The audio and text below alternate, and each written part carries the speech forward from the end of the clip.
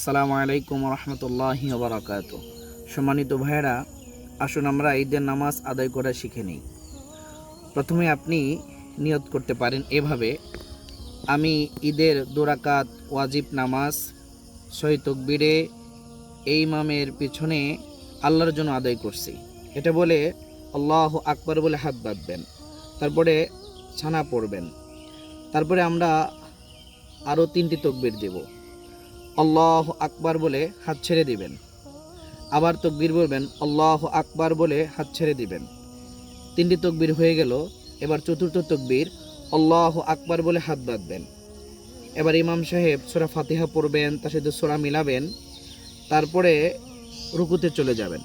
রুকুতে গিয়ে রুকু শেষ করবেন, সেজদা শেষ করে আবার আল্লাহু আকবার বলে দাঁড়িয়ে এরপর ইমাম সাহেব আবার সূরা ফাতিহা পড়বে, এর সাথে সূরা মিলাবে। এরপরে অতিরিক্ত আমরা 3টা তাকবীর দেব। আল্লাহু আকবার বলে হাত ছেড়ে দেব। দ্বিতীয়বার আবার তাকবীর দেব, আল্লাহু আকবার বলে হাত ছেড়ে দেব। এবার তৃতীয় আরেকটা তাকবীর দেব, আল্লাহু আকবার বলে হাত ছেড়ে দেব। তারপরে চতুর্থ তাকবীর বলে আমরা রুকুতে চলে যাব। তারপরে আমরা সেজদা করব, তারপরে আখেরি বৈঠক করব, তাশাহুদ, দুরূদ শরীফ, দোয়া মাসুরা পড়ে ডানে বামে সালাম ফিরিয়ে নামাজ শেষ করব। এভাবে আমরা নামাজ আদায় করব ইনশাআল্লাহ।